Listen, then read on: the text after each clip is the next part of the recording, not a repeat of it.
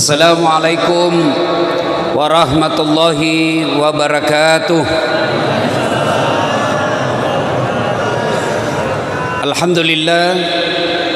Alhamdulillahi rabbil alamin. Wa bihi nasta'inu ala umurid dunya waddin. Asyhadu an la ilaha illallah wa asyhadu anna Muhammadan abduhu wa rasuluh. Allahumma salli ala sayyidina Muhammad wa ala alihi wa sahbihi ajma'in. Amma ba'd.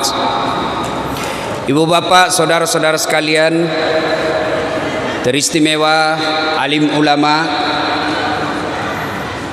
ada komandannya Paskas di sini, ada Ustadz Haji Lukman, dan terkhusus yang kita hormati Bapak Wakil Gubernur Provinsi Kalimantan Barat yang insya Allah dimuliakan dan dirahmati oleh Allah Subhanahu wa Ta'ala.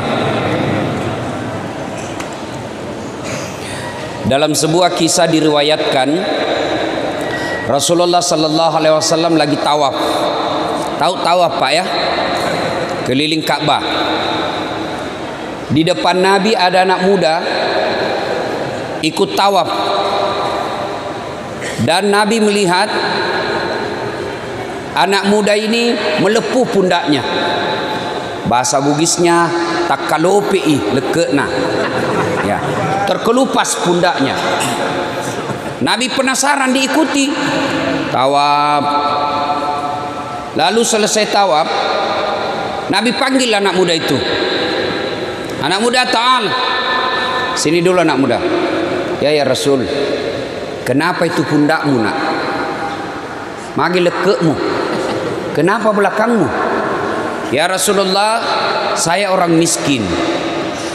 Ibuku sakit. Mau sekali beliau umroh. Saya tidak punya budak. Saya tidak punya kereta. Saya tidak punya onta. Saya orang miskin. Ibu saya sakit, mau sekali ke Mekah. Maka aku, ya, orang Bugis bilang udengi, kupikul lah. Apa sih namanya itu? Kalau gendong begini. Nah, ya pokoknya apalah, dia di belakang sini. Ya. Ah, iyalah, diambil lah, simpan di sini ya. Kalau bahasa Bugisnya didengi. Nah, ibunya, dia dari belakang dipikulnya seperti itu.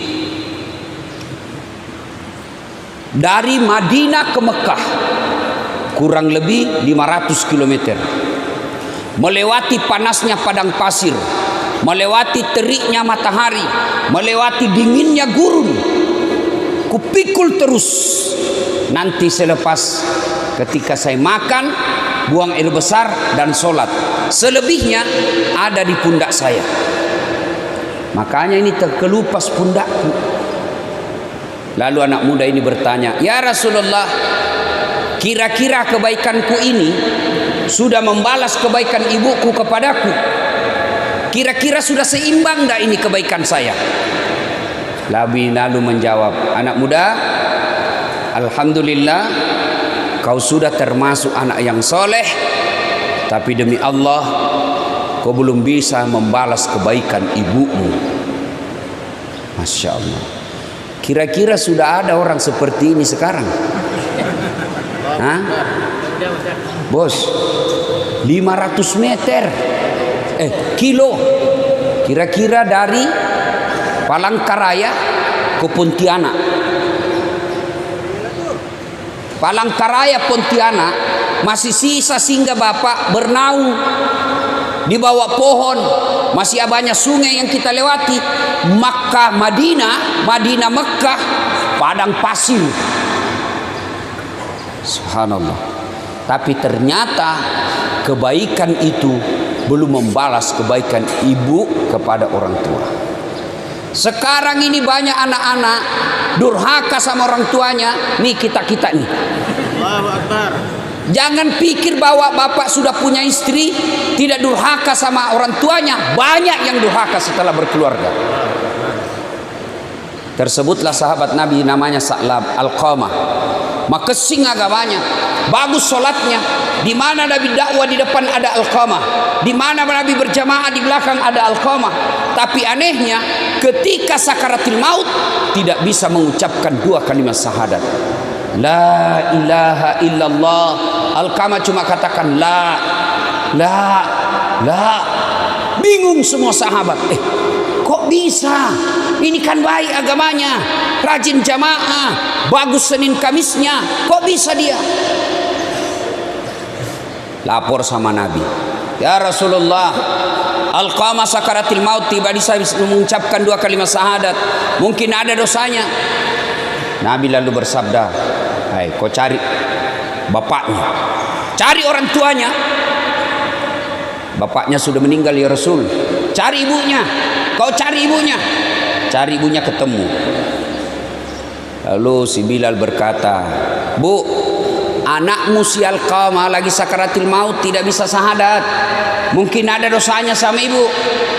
Apa kata ibunya? Dia dapat sudah itu. Kurang ngajar memang itu anak.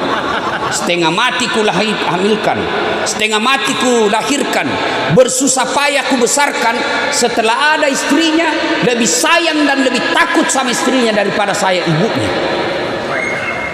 Pernah satu ketika saya ke rumahnya, karena lama dia tidak datang, dilarang sama istrinya ke sini. Saya datanglah ke rumahnya. Saya baru ketuk pintunya, saya dengar istrinya bilang, Pak, sembunyi cepat itu kacang, itu mamamu datang. Didengar sama ibunya, gak jadi masuk, nangis ibunya. Pulang.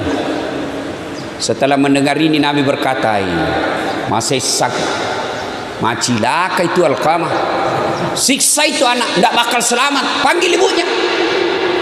Panggil ibunya. Kata Nabi, Bu, maafkan anakmu. Saya tidak mau ya Rasul, kurang ngajar itu anak. Maafkan, saya tidak mau.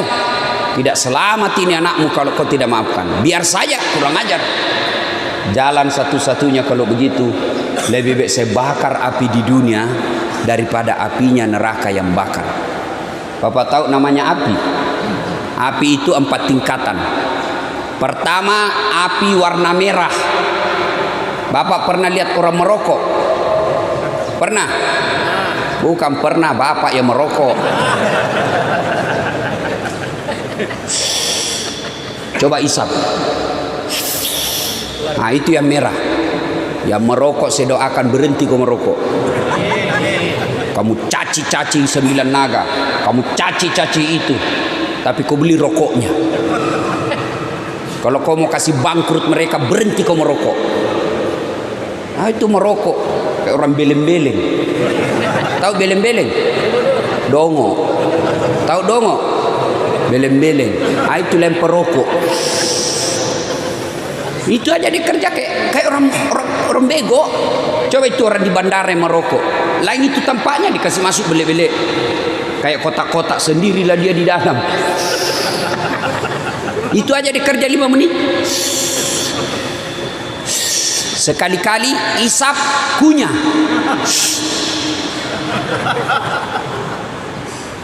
Dan kalian yang merokok, jangan kasih asap muka sama kami. Bagaimana caranya Ustaz? Kau bawa kantong kresek, rokok. Saya doakan kalian yang merokok berhenti. Kau tabung pembeli rokokmu yang 20.000 satu hari, insya Allah 1 tahun kau bisa umroh. Itu warna merah. Dibakar 1000 tahun, berubah menjadi biru. Ah, itu kompornya ibu-ibu kalau memasak. Ah, itu jenis kedua tingkatannya. Bakar lagi 1000 tahun menjadi putih. Itu apinya ditambang-tambang tembaga yang kasih memisahkan baja. Kayaknya ndak ada api memisahkan, terpisah. Bakar lagi 1000 tahun menjadi hitam. Ah, ini warna api neraka. Kata Nabi, lebih baik saya bakar api di dunia daripada apinya neraka yang bakar. Kata ibunya, silakan bakar saja. Nabi perintah, kumpulkan kayu, nyalakan. nyala besar. Nabi katakan angkat, angkat. Pas mau dilempar masuk ke bara api, ibunya berteriak, tahan, tahan, tahan, jangan kau bakar anakku. Memang dia kurang ajar, durhaka, tapi kedurhakaannya tidak ada artinya ketimbang penderitaan saya melahirkan dia. Saksikan ya Muhammad, saya ampuni seluruh dosa-dosanya anakku. Ayat kesik mutuni, wak dampang mana nih dosanya? Jangan bakar, saya maafkan semua dosa-dosanya. Ternyata Nabi tanya, betul ibu maafkan?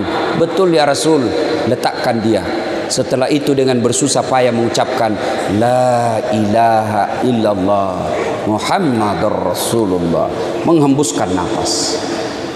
Alqamah, sahabat Nabi, hidup sesama dengan Nabi, didoakan oleh Nabi, tidak bisa selamat karena sakaratil maut, karena waktu dia hidup durhaka sama ibunya.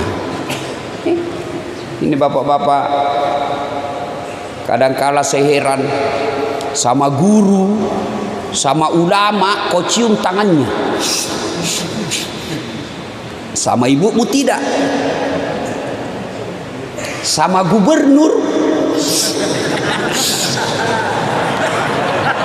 sama mamamu tidak, dongok. Sama wali kota tidak.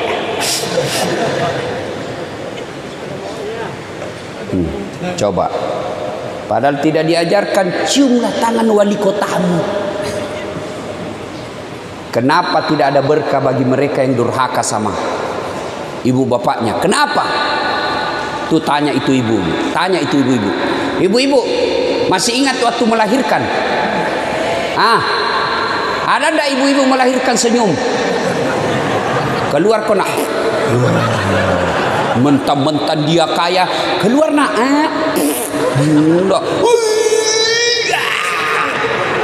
Dia kerahkan semua tenaganya. Tidak sedikit ibu-ibu wafat melahirkan anaknya. Saya baru-baru baca kisah kemarin. Berpuluh-puluh tahun setelah menikah tidak punya anak. Segala macam cara dilakukan, alhamdulillah hamil. Setelah hamil, konsultasi ke dokter. Setelah itu rahimnya alhamdulillah selamat. Ketika usianya 7 bulan mau melahirkan, dokter berkata, Bu, tidak bisa kau melahirkan normal. Kalau melahirkan normal, kau tetap ngotot memelihara ini anakmu, kamu yang mati, jiwamu yang mati. Pilihanmu 2. 1, anakmu dibuang, kamu hidup. 2, anakmu diselamatkan, kau yang mati. Suaminya sarankan sama dokter, tidak usah, biar istriku yang lanjut hidupnya.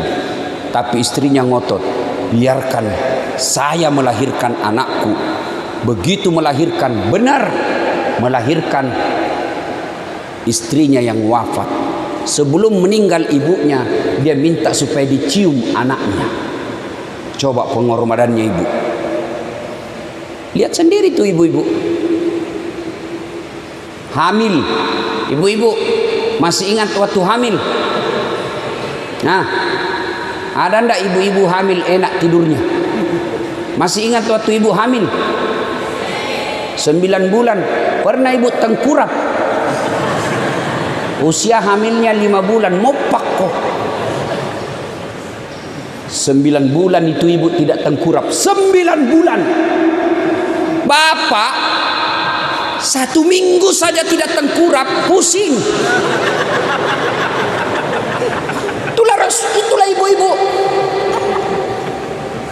Sudah lagi itu melahirkan, menyusui. Masih ingat waktu menyusui ibu? Waktunya tumbuh giginya.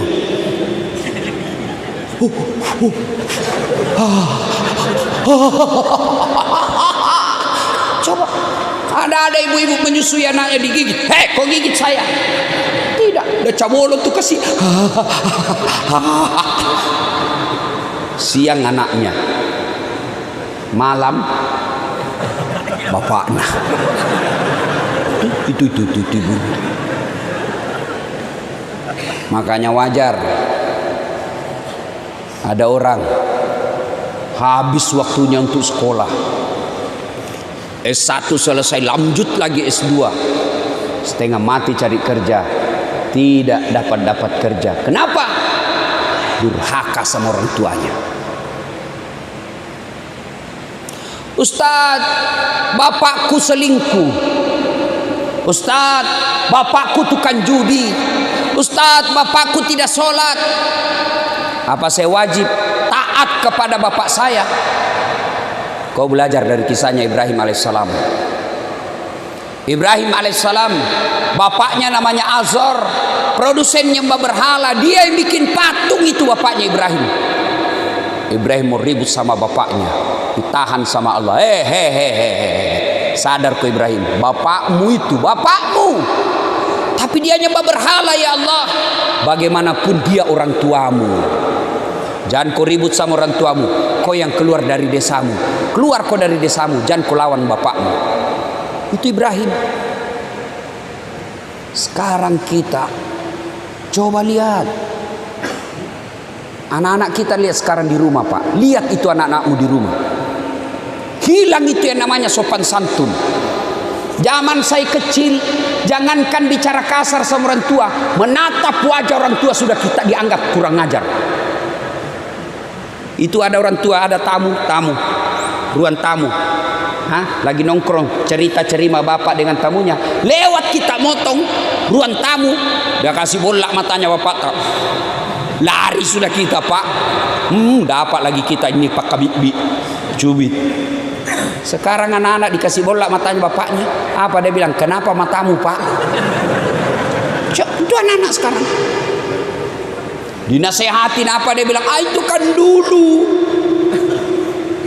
Kalau cowoknya yang nasihati, terserah abang aja deh. Saya ikut aja deh bang. Mau tidur salam sayang selalu dari kekasihmu. Dongok. Itu anak-anak kita sekarang. Coba, bingung saya lihat anak-anak sekarang Pak. Sopan betul sama ceweknya, santun sama pacarnya. Padahal baru 2 bulan kenal, sopannya. Padahal itu cowok baik karena kau perkosa. Sekali bapaknya nasihat tidak mau mendengar, ibunya yang beritahu tidak mau mendengar. Dengar ini adik-adik sekalian. Ini yang masih anak-anak BG nih, yang masih jomblo fisabilillah. Biar kalian remaja masjid, puasa kalian Senin Kamis, tahajud tiap malam, menjadi ketua biker subuhan. Tapi kurang ajar sama ibumu. Kata Nabi, jangankan masuk surga, baunya surga diharamkan bagimu. Kalian yang masih hidup orang tuamu, baiklah sama ibu bapakmu. Betapa banyak orang ingin membahagiakan orang tuanya. Saya Pak, andai boleh saja ditukar. Itu bapak saya lihat bagaimana dihina sesepupu, bagaimana dihina ke satu kampung, kadangkala dilecehkan. Bapak saya itu petani penggarap Pak. Petani penggarap, sawahnya orang dikerja. Kalau naik 10 karung, bapakku dapat 1 karung, 9 karung untuk punya sawah. Kadang saya jalan kaki karena bermalam di sawah. Kadang saya lihat itu bapak saya. Nanti lepas saya dari tikungan, baru dia tinggalkan. Karena beliau tinggal di rumah sawah. Sawah bapak saya itu 11 kilo dari rumah. Tinggal di rumah sawah. Jadi kayak kau pulang sekolah waktu SMP, saya pulang sekolah langsung ke sawah, bantu orang tua. Nanti selesai sholat maghrib, baru saya pulang. Begitu cintanya namanya orang tua kepada anaknya, dia tunggu itu anaknya hilang dari pandangan, baru masuk rumah-rumah sawah. Kadangkala kita mau makan itu orang tua, mau disuap, dia sudah mau masuk di mulutnya, tapi dilihat anaknya apa dia bilang, kamu aja yang makan nak, bapak kenyang. Sayang 1000 sayang bapak saya tidak sempat melihat saya seperti sekarang. Maka kalian yang punya orang tua, bodoh kalian kalau tidak memanfaatkan itu. Bodoh kalian kalau tidak memuliakan orang tuamu sekarang. Itu pintu masuknya surga. Itu pintu masuknya surga dengan segampang-gampangnya. Biarkan orang menghinamu, biarkan kau kontrak-kontrak rumah, biarkan pekerjaanmu seadanya, tapi kau muliakan orang tuamu. Itu yang membuat kamu gampang masuk surga. Biar tinggi pangkatmu, duitmu banyak, tabunganmu bermiliar-miliar, tapi kau lalaikan orang tuamu, demi Allah kau tidak akan masuk surga. Kenapa kalian yang masih punya orang tua tidak memanfaatkan itu? Ladang surga itu orang tuamu. Apalagi kalian yang sakit ibu bapakmu, itu Allah sayang kalian. Dia sayang kau Tuhan, nah kasih kau pintu gampang masuk surga. Lalu kenapa ketika orang tuamu sakit kau mengeluh? Tidak semua orang, tidak semua anak dikasih cobaan melawat orang tuanya. Kalian kembali kalau masih hidup orang tuamu, muliakan orang tuamu meskipun dia tidak sholat. Imma yablughanna indakal kibra ahaduhuma aw kilahuma fala taqul lahumā uff wa la tanharhumā wa qul lahumā qawlan karīmā. Apabila kedua orang tuamu sudah dalam pemeliharaanmu, sudah tua dalam pemeliharaanmu, jangan kau berkata saja dilarang, ajak mubalai. Jangan kau bantah orang tuamu. Itu perintah Quran, bukan perintah ulama, perintah Quran. Jangan kau berkata kepadanya. Wala tanharhuma wa qul lahumā qawlan karīmā. Berkata-katalah dengan qawlan karīmā, kata-kata yang mulia. Ustaz, sakit ibuku sudah 2 tahun. Ladang amal bagi kalian. Bisa jadi kalian 5 bersaudara, sakit ibumu, ada orang di antara 5 ini dia gunakan untuk masuk surga secepatnya. Ada juga yang membuat gara-gara sakit ibunya lebih gampang dia masuk neraka. Urus saja masing-masing. Sakit ibu, barangkali yang pejabat tidak punya waktu, sayangi ibumu dengan ongkos biayanya, urus biayanya. Kalian yang pengangguran, sakit ibumu, raih pintu surga karena waktumu lebih banyak. Urus itu, fisiknya, angkat, bawa dia ke toilet.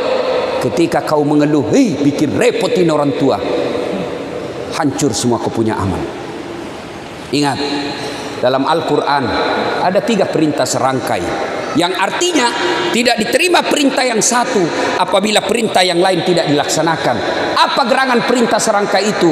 Satu di antara 3 itu, aniskurli wali walidaik. Bersyukurlah engkau kepada Allah, tapi jangan lupa muliakan orang tuamu. Orang yang bersyukur kepada Allah tapi mendurhakai orang tuanya, tolak itu syukurmu kepada Allah. Nabi kan pernah ditanya, ya Rasulullah, setelah Allah dan Rasulnya saya taati, setelah saya berbuat kepada Allah dan Rasulnya saya berbuat baik, siapa yang saya taati ya Rasul? Ibumu. Setelah itu siapa? Ibumu. Setelah itu siapa ya Rasul? Ibumu. Setelah itu siapa? Bapakmu. 3:1. Kenapa ibu 3 kali? Ternyata kalau kita pelajari, kenapa ibu 3 kali disebut? Karena ada 3 kelebihan ibu yang tidak dimiliki bapak. 1, hamil. Ada di sini pernah hamil? Paling kita menderita kalau ngidam.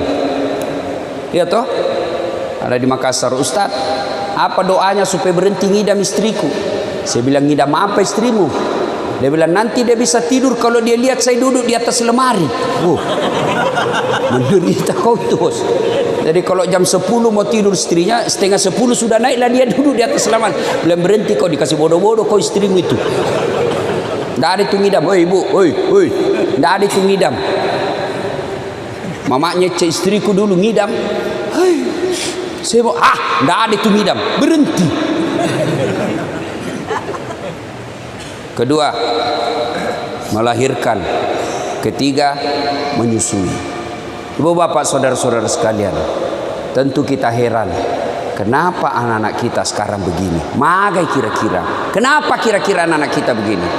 Apakah sepenuhnya salah anak? 90% salahnya orang tua.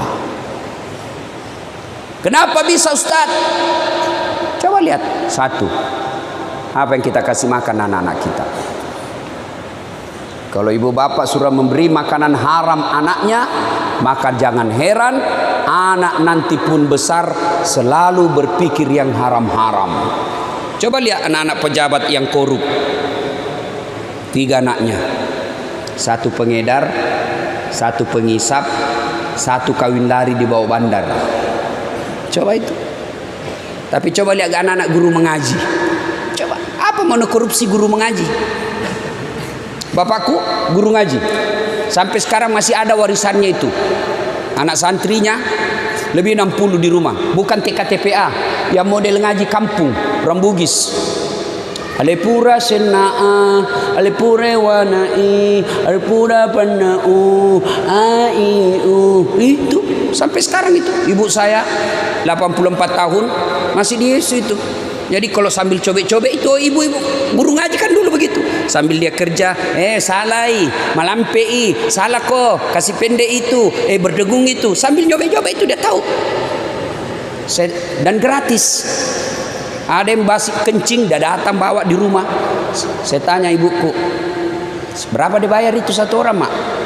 Dia nama kamaja, tidak membayar. Sedangkan kau kasih gratis, nah marah-marah. Apalagi kalau suruh kau bayar.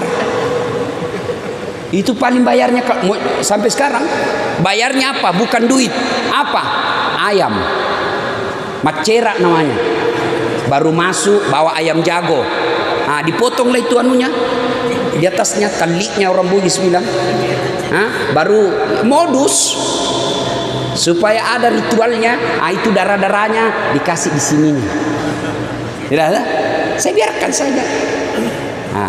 Sudah itu masuk Al-Fatihah, bawa ayam lagi, cerak lagi. Nah, sudah 2 ayamnya.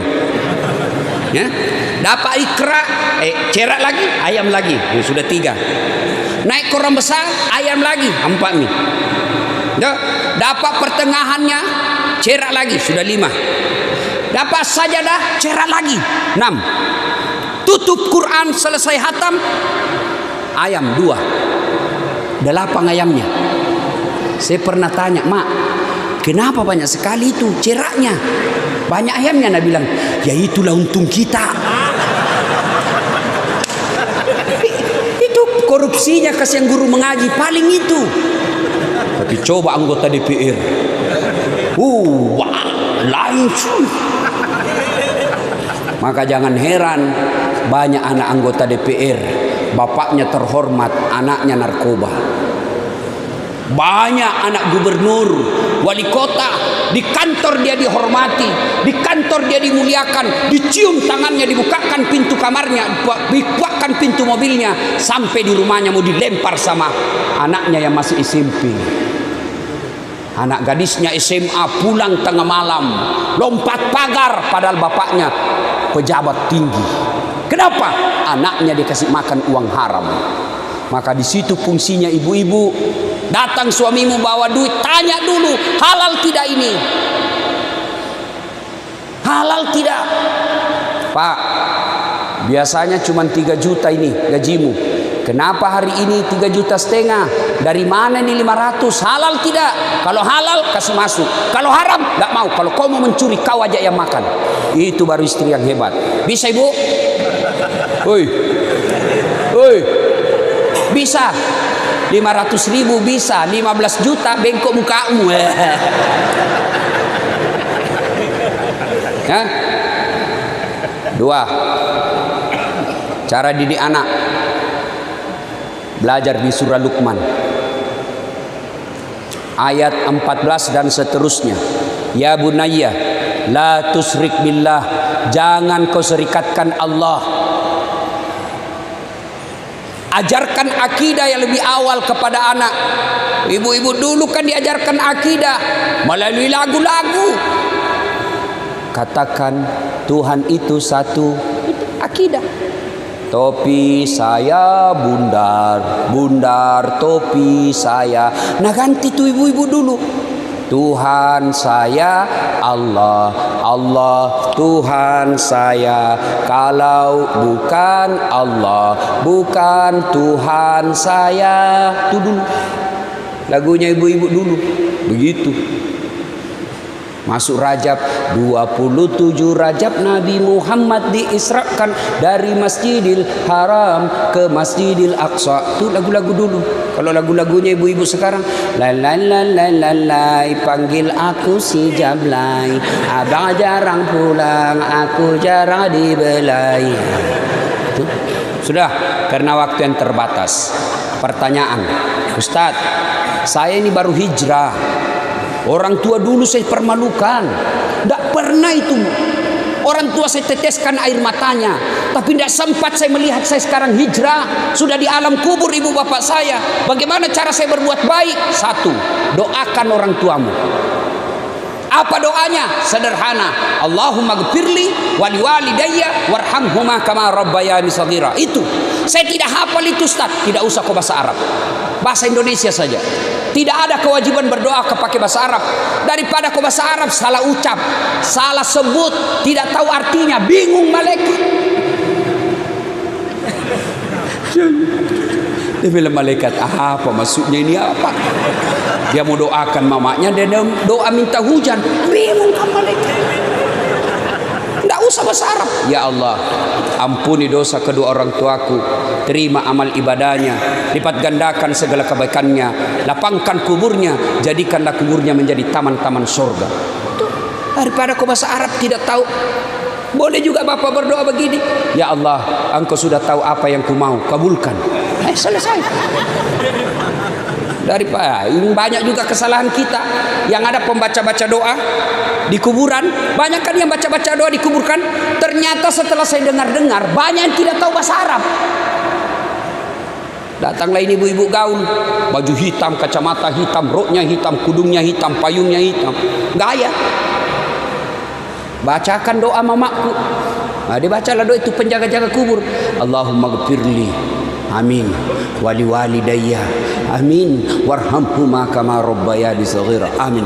Dalam hatiku, wah kasihannya ini ibu. Dia kira ibunya didoakan, padahal ibunya itu Pak Ustaz nama. Allahumma gfirli, ya Allah ampuni dosaku. Kata ibu di belakang, amin. Ku dosanya yang baca doa.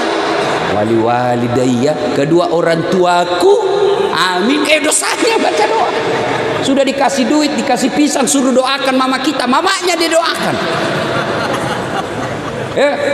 Doakan.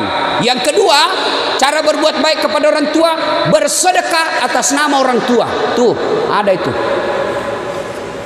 Ini makanya tadi yang edarkan celengan terlalu cepat kau edarkan. Baru saya mau bahas ini sudah selesai. Coba kalau saya bahas ini selesai sudah ini lewat.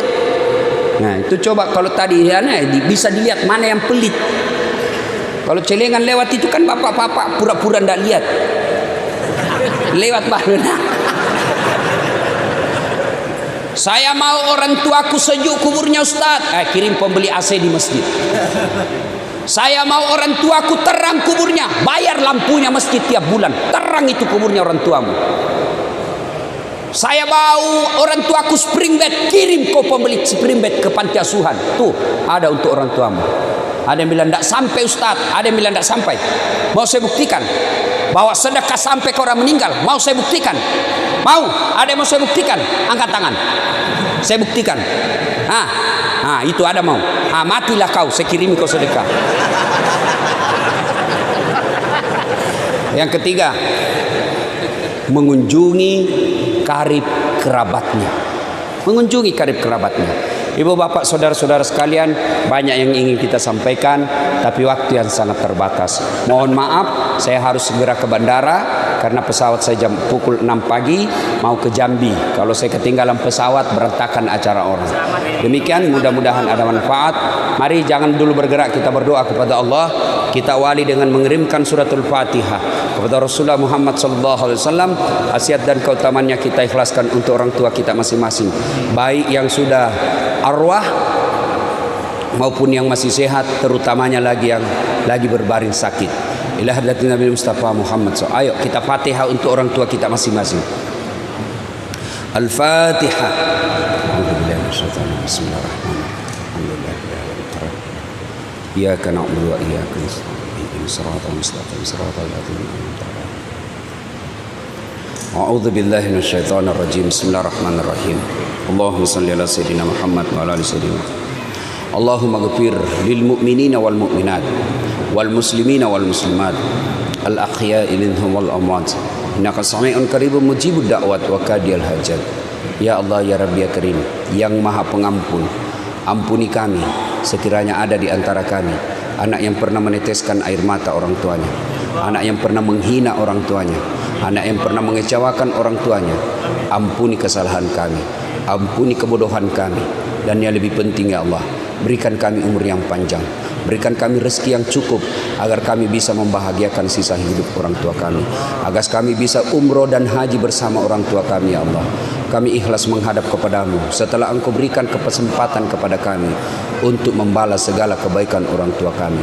Jangan Engkau panggil ruh kami, jangan Engkau hadapkan kami menghadapi sakaratul maut sebelum kami membahagiakan orang tua kami, sebelum kami sempat membahagiakan sisa hidup orang tua kami ya Allah. Ya Allah, ampuni kami sekiranya ada di antara kami anak yang pernah meneteskan air mata orang tuanya, anak yang pernah mempermalukan orang tuanya, anak yang pernah mengecewakan orang tuanya, dan orang tuanya tidak sempat lagi melihat anaknya ya Allah. Orang tuanya telah berada di alam kubur ya Allah, tidak sempat mohon maaf anaknya kepada orang tuanya ya Allah. Ampuni kesalahan kami, ampuni kebodohan kami, ampuni kehilapan kami. Jangan Engkau hukum orang tua kami atas dosa yang kami lakukan, jangan Engkau azab orang tua kami atas maksiat yang kami lakukan ya Allah. Ampunilah kebodohan kami ya Allah. Ya Allah yang memberi hidayah dan petunjuk, berikan hidayah kepada anak kami ya Allah, berikan hidayah kepada anak kami ya Allah. Jangan Kau biarkan anak kami larut dalam maksiat, jangan Kau biarkan larut dalam maksiat melaksanakan dosa dan kesalahan ya Allah. Bimbing dan tuntun anak-anak kami ya Allah. Allahumma ghfir lana, Allahumma ghfir lana, Allahumma ghfir lana wali walidaina warhamhuma kama rabbayana shaghira. Rabbana la tuzigh qulubana ba'da idh hadaitana wa hab lana min ladunka rahmah. Innaka antal wahhab, innaka antal wahhab. Allahumma inna nas'aluka salamatan fid din, salamatan fid dunya wal akhirah, wa afiatan fil jasadi, wa siyadatan fil ilmi, wa barakatan fil rizq, wa taubatan qablal maut, wa rahmatan indal maut, wa maghfiratan ba'dal maut. Allahumma hawwin alaina fi sakaratil maut, wa najatan minan nar wal afwa indal hisab. Rabbana la tuzigh qulubana ba'da idh hadaitana wa hab lana min ladunka rahmah, innaka antal wahhab. Rabbana atina fid dunya hasanah wa fil akhirati hasanah wa qina adzabannar. Subhana rabbika rabbil izzati amma yasifun wa salamun alal mursalin walhamdulillahi rabbil alamin.